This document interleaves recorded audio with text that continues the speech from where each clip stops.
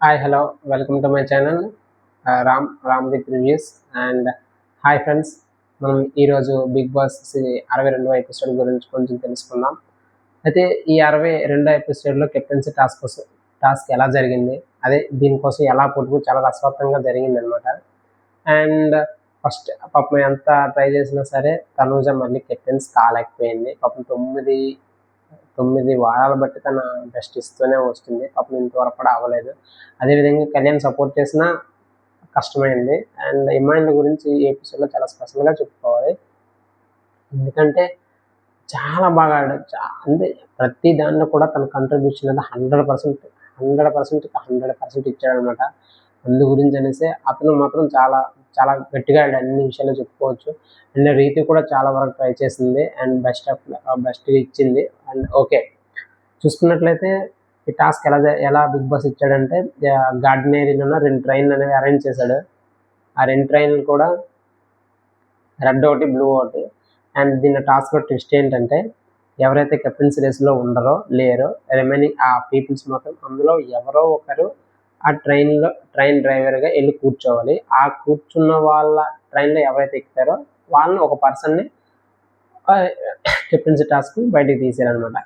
అది ఏం జరుగుతుంది, ఫస్ట్ సార్ బజర్ మోగేటప్పుడు ఫస్ట్ దీనిలోనే రెడ్ ట్రైన్లో ఉన్న రాము ఉంటాడు, బ్లూ ట్రైన్లో నిఖిల్ ఉంటాడు. ఈ రెడ్ ట్రైన్లో రాము ఏం చేస్తాడంటే ఈ రెడ్ ట్రైన్ రాము దీనిలో పాపము ఇద్దరు అతనికి ఇష్టమైన వాళ్ళు తనూజ అండ్ భరణి ఇద్దరు ఎక్కుతారనమాట. రిమైనింగ్ పీపుల్ అందరూ నిఖిల్ దీనిలో ఎక్కుతారు.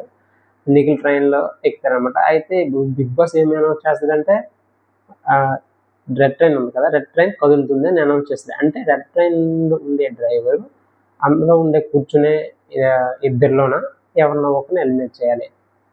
అప్పుడు రాము ఏం చేస్తాడంటే బర్నీ గారిని ఎలిమినేట్ చేస్తాడు. విత్ రీజన్ కూడా చెప్తాడు. ఏమంటే బర్నీ సార్, మీరు నన్ను కెప్టెన్సీ టాస్క్లో చాలా బాగా హెల్ప్ చేస్తారు, నేను కాదనలేదు. కానీ ఈ వీక్ మొత్తం నేను తనుజ గారిని హెల్ప్ చేస్తానని చెప్పాను. దట్ మీకు కూడా నేను చెప్పాను, ఫస్ట్ ప్రిఫరెన్స్ తనుజ గారు, తర్వాత మీరే అనేసి. సో నేను ఎలిమినేట్ బర్నీ గారికి చేస్తున్నాను. దట్ మీరు స్ట్రాంగ్ క్యాండిడేట్, మళ్ళీ మీకు కెప్టెన్స్ అయ్యే అవకాశం కూడా ఉండే అవకాశం చాలా ఎక్కువ ఉన్నాయి అని చెప్తాను. సరే అనేసి ఇక్కడ పెద్దగా మాట్లాడు బర్నీ, ఎందుకంటే బర్నీ గారికి ముందే తెలుసు కాబట్టి వెళ్ళిపోతాడు. అది క్లోజ్ అయిపోతుంది. అదే కాసేపు అయిన తర్వాత మళ్ళీ రెండోసారి భజన అవుతుంది అనమాట. ఈసారి కూడా వెళ్తారు. ఈసారి రెడ్ ట్రైన్లోనే ఎవరు, ఈసారి బ్లూ ట్రైన్లోనే సంజన వెళ్తారు, రెడ్ ట్రైన్లోన సాయి వెళ్తారు అనమాట.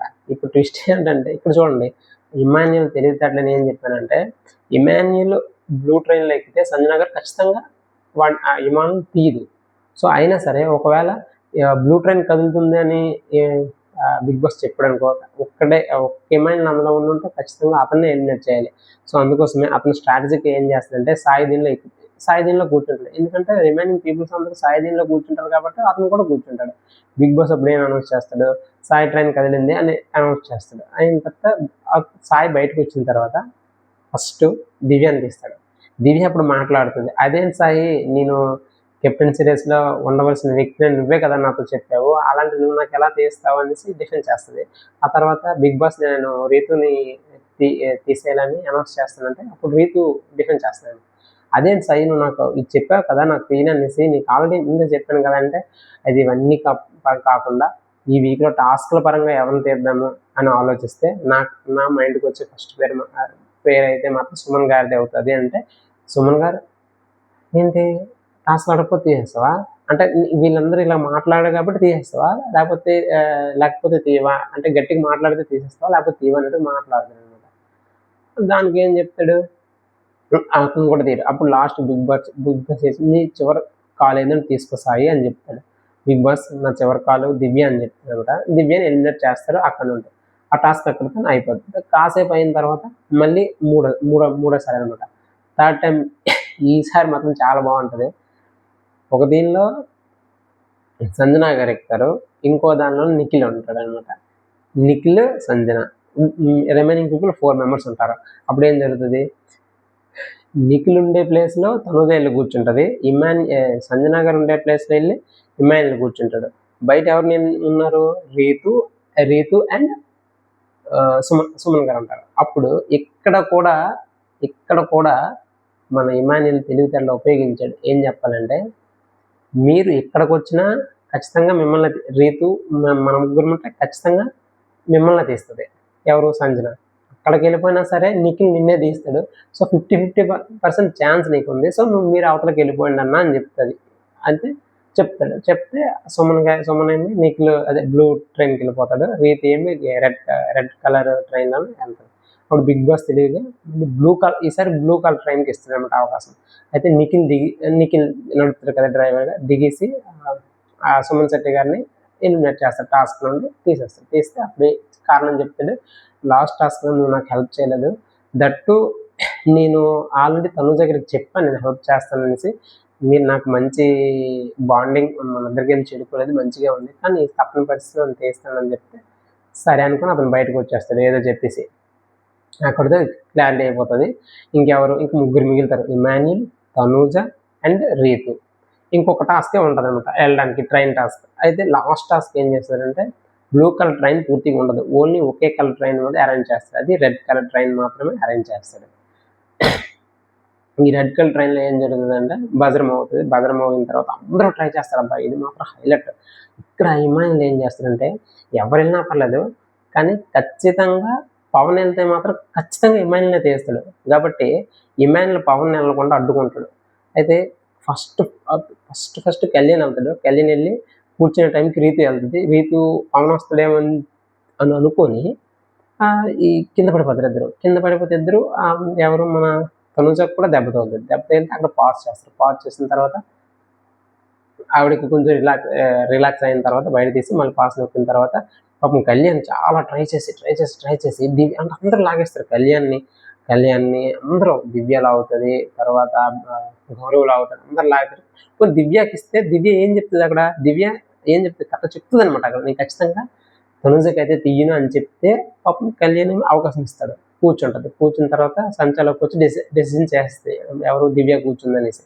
ఓకే, దివ్య కూర్చుని ఇప్పుడు దివ్య ఎవరిని ఎలిమినేట్ చేస్తుందంటే తనుజనే ఎలిమినేట్ చేస్తుంది అనమాట. ఏమంటే, నేను ఇమాన్యుల్ నా సపోర్ట్, నేను ఇమాన్యుల్ సపోర్ట్ చేయాలనుకుంటున్నాను.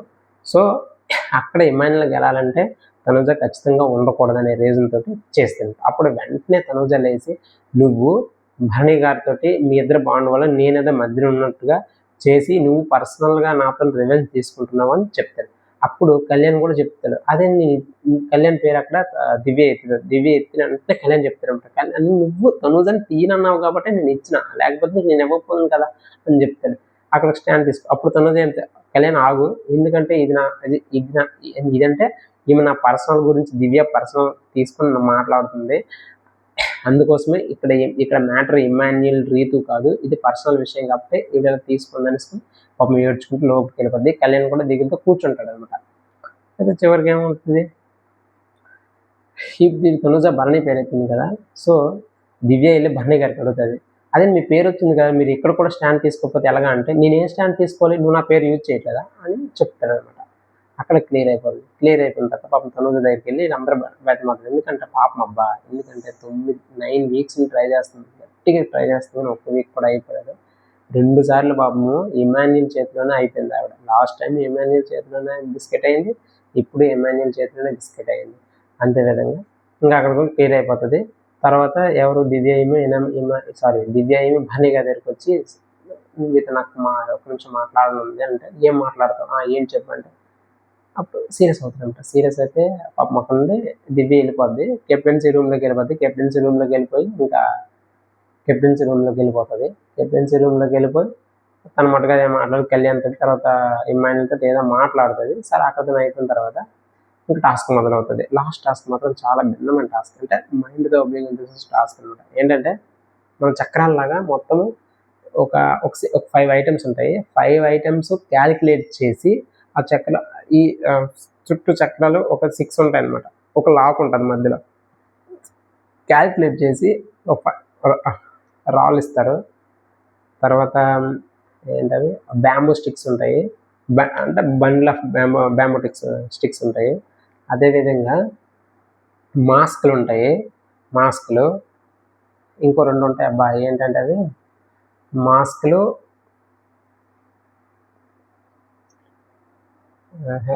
Mask, bamboo sticks, water melon ఉంటుంది, తర్వాత బాల్స్ ఉంటాయి. ఈ 5 ఐటమ్స్ ఉంటాయి అన్నమాట. ఈ 5 ఐటమ్స్ కూడాను క్యాలిక్యులేట్ చేసి ఆ నెంబర్ ఏమంటుంది మీద మన మా లాక్ సిస్టమ్ లాగా నీట్గా ఉంచాలంట. అయితే వీళ్ళిద్దరూ బాగా ట్రై చేసి లాస్ట్కి ఇందులో ఇమాన్యుల్ గెలుస్తాడనమాట.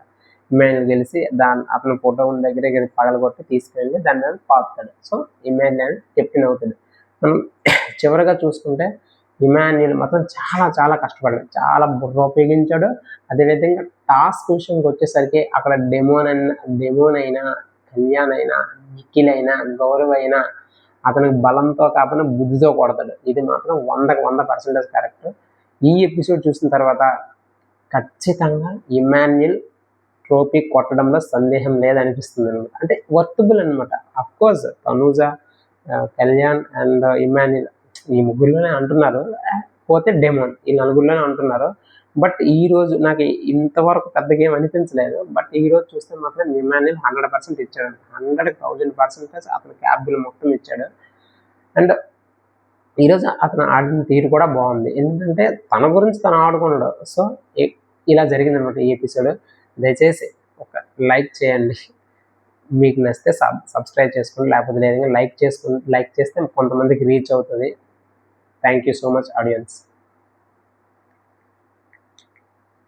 అలాగే ఇచ్చాము.